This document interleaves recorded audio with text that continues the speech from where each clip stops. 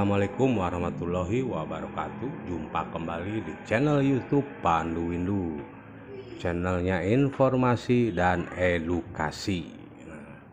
Semoga para penonton channel YouTube Pandu Windu selalu diberkahi dan selalu mendapatkan rezeki yang melimpah. Nah, pada kesempatan kali ini Pandu Windu akan mengutip informasi tentang budaya dan Sunda,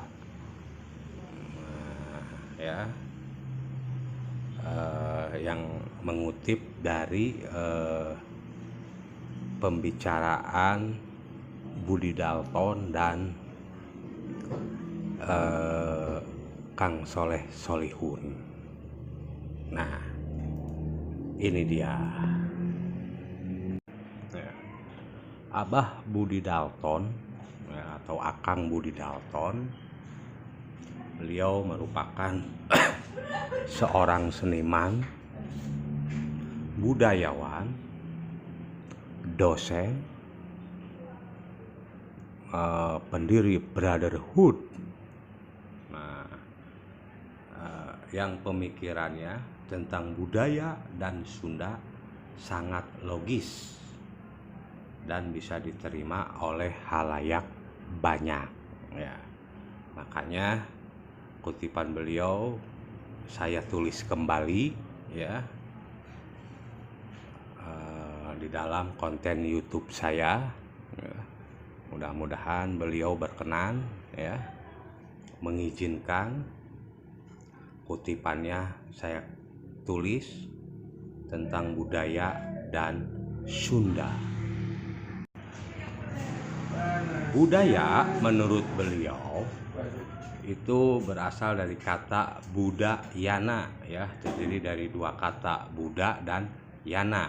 Nah, Buddha itu adalah budi pekerti, Yana adalah ajaran. Jadi budaya itu ajaran budi pekerti. Nah, itulah menurut beliau karena beliau mencari kata budaya di lontar, di referensi-referensi yang lama-lama itu tidak ketemu. Nah, ketemunya yaitu tadi kata budayana. Nah, jadilah disimpulkan bahwa budaya itu berasal dari kata budayana yang memiliki arti ajaran budi pekerti. Produk dari budaya, menurut beliau yaitu dilihat dari estetikanya, yaitu seperti tarian, musik, lagu, kujang.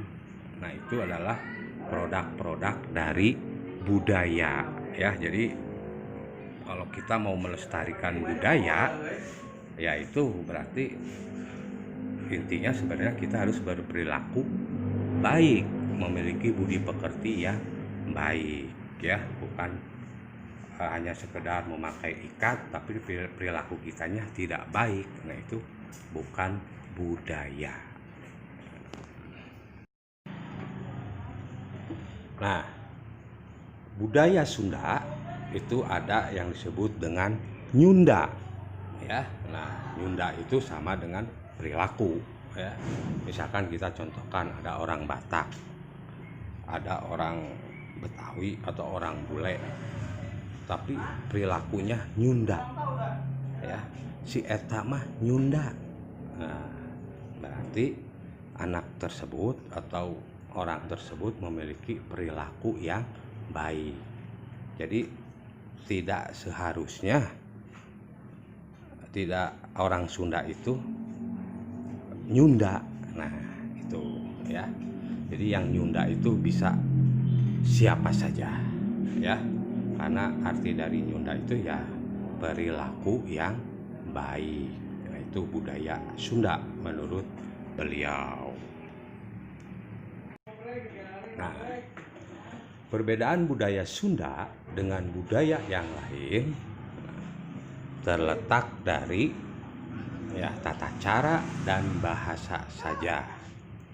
orientasinya sama, yaitu tentang kebenaran, ya, kebenaran semesta, ya, atau perilaku.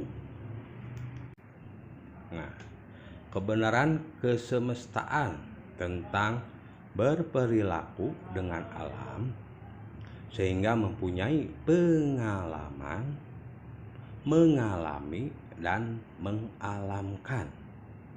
Semua itu kaitannya dengan alam, di mana kita berpijak, kita harus bisa merawat alam. Nah, budaya di Nusantara pasti tidak jauh dengan alam. Nah, itu menurut beliau, ya, bahwa ya perbedaannya hanya terletak dari tata cara dan bahasa saja. Orientasinya sama, yaitu tentang kebenaran atau perilaku yang baik, ya. Kalau menurut saya, ya inilah penjelasan yang logis dan masuk di pikiran saya juga. Makanya saya kutip kembali.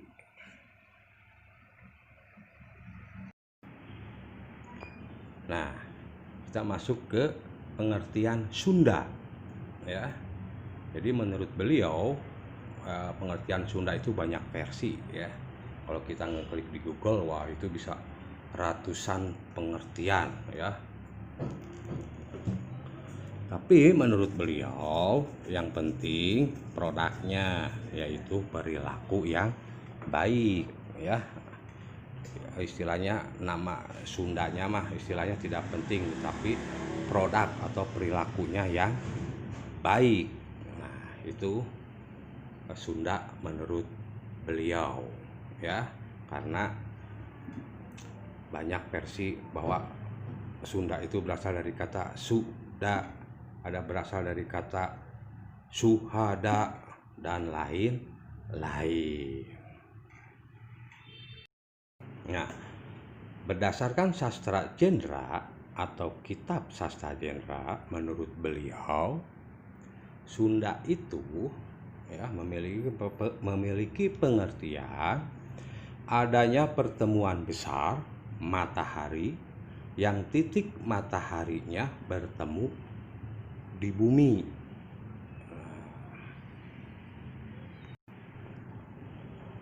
Dulunya ada sebuah gunung yang tinggi, ya. Konon katanya bumi itu bagian dari matahari. Maka pada saat bumi melepaskan diri dari matahari, maka bentuknya seperti buah salak, ya. Nah, apabila didirikan, buah salak itu kalau tidak dipegang dia akan terjatuh. Nah, ya. Nah, ada ujungnya atau ada titik beratnya kan kalau buah salak itu. Nah, titik beratnya itu didorong oleh matahari sehingga berputar.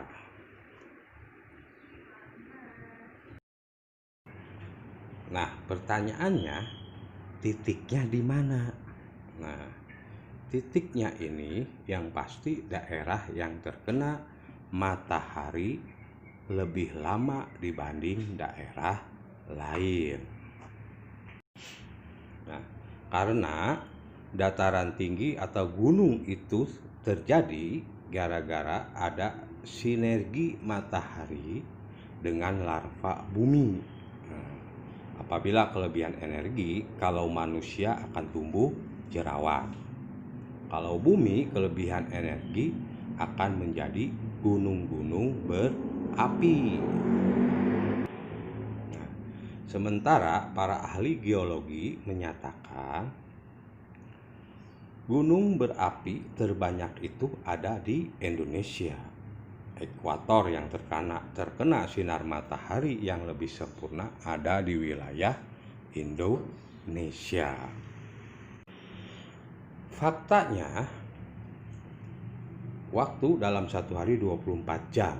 Bila dibagi dua menjadi 12 jam siang, 12 jam malam. Kira-kira negara manakah yang memiliki 12 jam siang 12 jam malam. Ya pastinya di Indonesia ya yang memiliki waktu sempurna ya. Kita dari dulu kan mulai dari jam 6 pagi udah terang, ketemu jam 6 menjelang malam gelap 12 jam berikutnya ya. Tidak berubah sampai sekarang. Nah, mungkin ya menurut beliau Sunda itu adalah sebuah wilayah yang memiliki atau yang terkena mataharinya lebih banyak atau lebih sempurna. Nah, jadi bisa disimpulkan bahwa Sunda menurut Abah Budi Dalton adalah wilayah yang terkena matahari dengan sempurna ya. Kalau kita lihat secara logis ya, Indonesia inilah wilayah yang terkena matahari dengan sempurna ya. Nah, mungkin yang dimaksud Sunda pada zaman dahulu yaitu ya Indonesia ya. Ya mungkin ada ujungnya di wilayah barat ya, atau di Jawa Barat. Nah, demikian ya pengertian budaya dan Sunda menurut Abah Dalton yang menurut saya pribadi sangat bagus dan logis ya. Semoga bisa diterima oleh khalayak umum dan bisa bermanfaat. Jangan lupa like, komen, dan subscribe.